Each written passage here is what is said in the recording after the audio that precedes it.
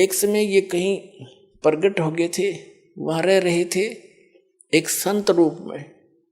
उनके शिष्य हुए एक रंका, एक बंका, एक उनकी लड़की थी, उसका नाम था वंका। और उसी समय उन्हीं के पैरल हुए श्री नामदेव जी, जो छिपा जाति में उनका जन्म था, बड़े महापुरुष हुए।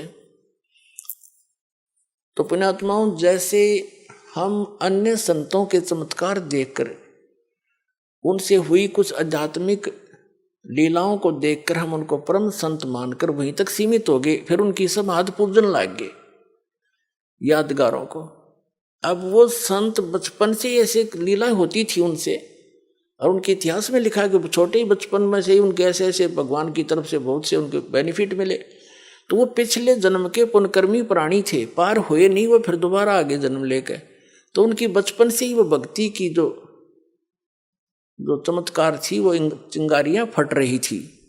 कुछ दिन में डिस्चार्ज हो जाती, खत्म हो जाती वो, कुछ दिनों के बाद फिर वो चले जाते ऐसे ही अपना कर्म बिगाड़ कर। उन्हीं में से ये एक नामदेव जी थे। बचपन से ही उनकी पिछले संस्कारों से, पुण्यों से बहुत से ऐसे लाभ हुए। एक बार विठल भगवान की पूजा करते हैं महाराष्ट्र के अंदर, तो विठल भगवान की एक मूर्ति बना रखी होती है। विष्णु है विठल, वैसे विष्णु को ही विठल मानते हैं, विठल विष्णु जी के अवतार थे। उनकी मूर्ति बनाकर पूजा करते हैं, उनको भोग लगाते हैं और पीछे आप भोजन करते हैं। तो एक बार नामदेव जी के छोटे से थे, उनके पिता ने कहा, बेटा हमने कहीं बाहर जाना है, कई दिन माना पड़ेगा, तुम भगवान को भोग लगाना ठाकुर जी को, और पीछे दूध पीना। पहले भगवान को भोग लगाना ठाकुर जी को, विठल जी को, और फिर पीछे ग्रहण करना, अन्यथा पाप लगेगा। बच्चे का बहुत जल्दी असर होता है इन बातों का। माता पिता चले गए, पहले ऐसे पैदल जाते थे, पैदल आते थे, 3 दिन जाने में, 1 दिन वहां रुक के 3 दिन आने में लग गए, जैसे भी 1 हफ्ते में आए। अगले दिन नामदेव जी ने नहा धोकर दूध का कटोरा भर के और विठल भगवान की मूर्ति का आगे रख के, जैसे माता पिता करते थे, पर्दा लगा के खड़ा हो गया, भगवान भोग लगा लो, भगवान भोग लगा लो। थोड़ी देर में पर्दा उठाया, जो का दो रखा कटोरा, नहीं दूध लगाया, नहीं पिया। अब उसके माता पिता क्या करते थे कि कटोरा रख के ऐसे करते थे, विठल भगवान दूध पी लो, पर्दा लगा देते थे। एक आली सी में मूर्ति रखी थी, उसका पर्दा ला रखा था, और थोड़ी देर में उठा के अपने आप सारे दूध में मिला के और पी लेते थे। और बच्चे को इन्हों पता नहीं था कि विठल जी दूध ना पीते, उन्हें सोचेगा जी घूंट भर लेते होंगे भगवान, तभी माता पिता लाते हैं। उन्हें देखा भगवान ने तो दूध ना पिया, उस दिन भी फिर खुद भी रोटी ना खाई। भगवान आप भोग नहीं लगाओगे तो मैं भी नहीं खाऊंगा, आदेश है मेरे पिताजी का। अगले दिन फिर रख दिया दूसरा भर के, उस दिन भी ना पिया, रोटी नामदेव जी ने भी नहीं खाई। अब तीसरा दिन निकला, बालक मरण हो गया। अब वो समर्थ परमात्मा, यानी उसके पिछले पुण्यों से ऐसे लीला होती है। आए दाता उस विठल वाली मूर्ति का आगे बैठ गए, छोटे से बन के, और नामदेव ने कहा, भगवान जब तक भोग नहीं लगा लोगे तेरा दास टूक टूक ना तोड़े, मरूं चाहे जीऊं, मैं तो बेशक मर जाऊं। तभी आस्था देखी भगत की, भगवान ना आके और दूध पी गया, चढ़ चढ़ पूरा कटोरा पी गए। नामदेव कूदता फिरे, आज राजी हुए मेरे भगवान। नामदेव जी की खुशी का ठिकाना नहीं, आप भी दूध पिया, छक्कर रोटी खाई, आज प्रसन्न हो गए मेरे भगवान, मेरे से कोई रोटी बन गई थी। अब रोज पीवे, रोज दर्दे दूध सामने पीवे गट गट, और फिर मूर्ति सी दिखे। उनके माता पिता आए, उन्हें चिंता थी, बालक है कहीं भगवान को भोग ना लगाया। वो नाते पूछा, बेटा क्या विठल जी को भोग लगाया था? माता जी ऐसा बना, 3 दिन तो इन्होंने कुछ नहीं खाया पिया, और मैंने भी नहीं खाया पिया। क्या करा कि मैं दूध रखूं, भगवान ने ग्रहण नहीं किया। मैंने सोचा आपकी याद में दुखी हो रहे होंगे, परमात्मा नहीं पिया होगा, और या मुझसे कोई त्रुटि होगी। तो तीसरे दिन भगवान ने, तीसरे चौथे दिन जैसा भी भगवान ने दूध पिया, नहीं पहले भोग नहीं लगाया 3-4 दिन, और मैंने भी खाना नहीं खाया, मरने को हो गया था। अब बच्चे के मुंह की तरफ देखे वो माता पिता, ये क्या बोल रहा है, क्या कैसे भोग लगाया बेटा तेने, कि भगवान को भोग रख। 3 दिन तो इन्होंने पिया नहीं, चौथे दिन पी लिया। दूध सचमुच? हाँ हाँ हाँ। उन्हें सोची लड़का बकवाद करे है, इसने कोई भोग भाग नहीं लाया। क्यों? उनको मालूम था दूध पीता नहीं, मूर्ति पत्थर के दूध पिया करे। वो तो मुंह कर लागे छीटा फिर आप उठा लाया करते थे। उन्हें सोची वो बकवाद कर रहा है, कितना भोग भाग नहीं लाया, खेलता रहा बालकों में। ने बोला साची बता, न तने घड़ेंगे हम, झूठ बोले तू तो भोग नहीं लगा। भगवान पत्थर थोड़ा मूर्ति थोड़ा दूध पीती है। अग्नि नहीं दूध पिया, मेरे सामने पिया। उनको और पक्की दचकी झूठ बोला सारी लड़का ने। बोले भाई तू झूठा गणा हो गया नामदेव, और हम तेरे से बात नहीं करते। तेने तो भोग लगा नहीं हमारे भगवान को। वो कहने लगे हमारे सामने लगा के दिखा कैसे दूध पिया। उन्हें प्रतिदिन जैसा करता था, पूरी रूटीन से धोया, कटोरा दूध का भरा और रख दिया। हे भगवान मेरे माता पिता के विश्वास नहीं हो रहा दाता, भोग लगाओ। उसी समय मूर्ति से हाथ से निकले नू कचिया कचिया और पकड़ कर उनके सामने माता पिता के सामने गट गट दूध पी गया।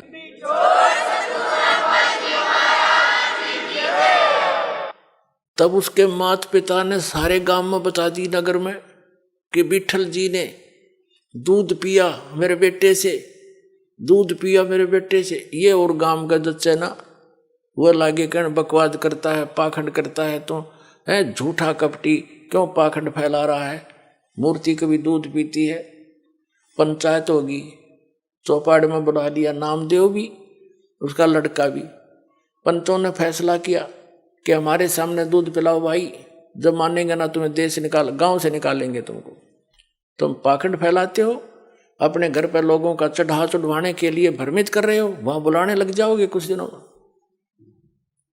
अब समस्या आ गई, नामदेव भी बुला लिया। बैठ के नामदेव का पिता बैठ गया साथ में, नामदेव बैठा और कहा भाई क्यों बच्चा भोग लगा भगवान ने, विठल जी ने दूध पिया था? कहाँ जी पिया? अब ये रखी है मूर्ति अलग से सुथरी स्थान पर बनाकर सटेज सी रख रखी थी कि यहाँ पे ला कर दिखा दे, ये दूध रखा। वो अपना जैसे भी नहा धो के आया था, हाथ धोकर रखा कि हे विठल महाराज दूध भोग लगाओ मेरे दाता, मेरे माता पिता संकट के अंदर हैं, दया करो मेरे मालिक। उसी समय पंचों के सामने हाथ निकले मूर्ति से और गट गट दूध पी लिया। सारे देखे खड़े खड़े।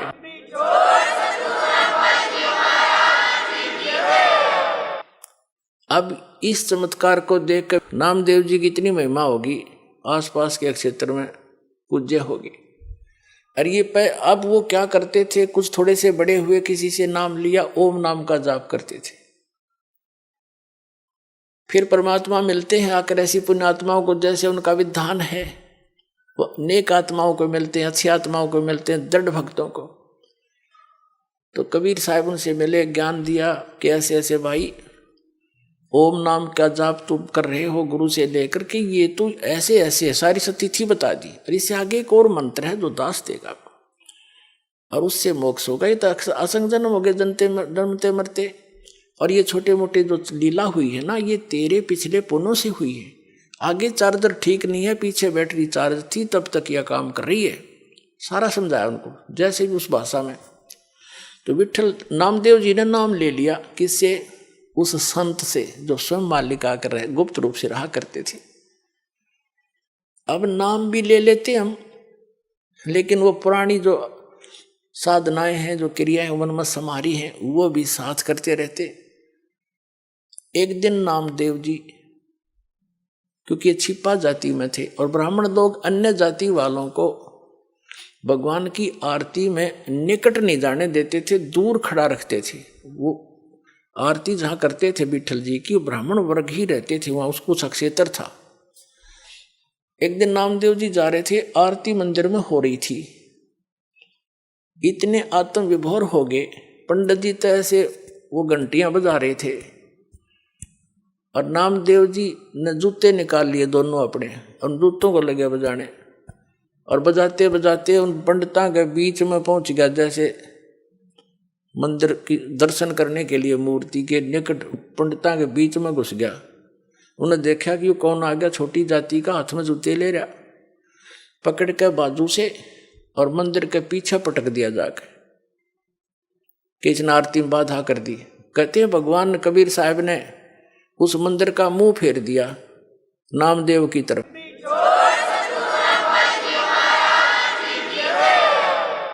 और पंडित जी पीछे घंटी पीटे खड़े खड़े पछले काने, तो नामदेव जी उठ कर आगे। अगले दिन वो उनसे मिला, अपने गुरु बहनों से, भाई से, रंका, बंका और वंका। तो घर पे पहुंचा, वहां आते जाते रहते थे। घर पे गया तो अकेली लड़की थी वंका, माता पिता कहीं बाहर गए हुए थे। वो लड़की कुछ पट्टी तैयार करे थी, जैसे किसी का चोट लाग जाए उसके जैसा भी देसी इलाज, कोई कूट छेद के जड़ी बूटी। नामदेव जी ने पूछा, बहन किसको क्या हो गया, आप क्या बना रही हो? अपने आत्मा भगत जो होते हैं वो भगत वाली भाषा बोला करते हैं। और लड़की बोली, भाई नामदेव तू चल रहा है बनमुखी, अपने हिसाब से चलता है भाई, तू आगा पीछा नहीं देखता। तेने क्या जरूरत थी वहां मंदिर उन पंडितों के बीच में जाकर खसण की है? गुरु जी की बेइज्जती कराना चाहता था तू। जब तेरी बेइज्जती देखीगी नहीं गुरु जी पे, और गुरुदेव ने जो तेरा मंदिर घुमाया है ना, उसके कारण गुरुदेव का चोट लग गई हाथ के, और उसके लिए पट्टी तैयार करो। नामदेव कुछ सोच ले भाई, ना दुखी कराया करे। नामदेव ने सोचा गुरुजी दिखे भी कोई ना वहां पर, और मंदिर घूम गया, उसने वहम हो गया था कि मेरी भक्ति ने कर दिया यूं काम। उसकी फड़क निकालनी थी, वो भ्रम निवारण करना था दाता ने। अब उसने सोचा बहन सचमुच एक और मैं बालक हूँ, मूर्ख हूँ, पट्टी ले जा रही हूँ, चाल मेरे साथ। वो दोनों गए। गुरुजी का चोट लाग रही हथेलियां पे, और लड़की ने मैलम लाकर पट्टी बांधी, चरणा में पड़ गया, रोन लग गया। ने बोला भगवान मेरे से गलती होगी, माफ करते हो, आगे से ऐसी गलती नहीं करूंगा। बोला, कहा बेटा जब मैंने मार्ग बता रखा, वो मंदिर में टिंडे लेने गया था तू, जो भक्ति मैंने बता रखी, इस विधि से तेरा कल्याण होगा, वहां किस लिए गया था? तू मानते हो नहीं, मनमुखी चलते हो, इसलिए मार खाते हो। तो उसके बाद उसकी वह दृढ़ता बढ़ गई। सचमुच। सर नमस्कार। सर साहेब। सर क्या शुभ नाम है आपका? सूर सिंह दास। सर कहाँ से आए हैं आप?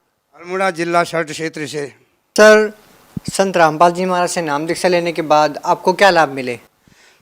सबसे पहला लाभ तो मुझे यह मिला कि जो मनुष्य जीवन हमें मिला हुआ है, ये परमात्मा की भक्ति के लिए मिला हुआ है, लौक 84 के बंधन को काटने के लिए मिला हुआ है। तो सबसे प्रथम सबसे बड़ा लाभ मुझे वहाँ भक्ति मिली और मेरे मन को शांति मिली।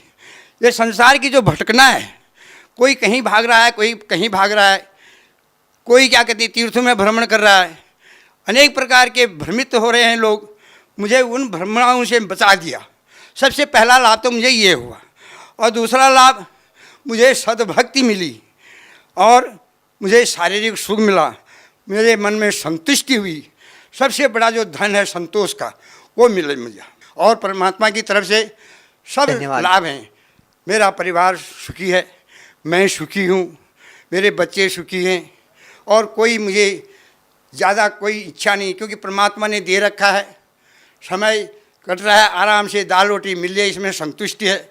क्योंकि ये हमारी हवस की खोपड़ी तो बड़े बड़े राजा महाराजाओं की भी नहीं पूरी हुई, हमारी तो केवल इतना ही चाहिए कि जितना जिसमें कुटुंब समा जाए। जी बहुत बहुत धन्यवाद आपका। सत साहिब भगत जी, सत साहिब सत।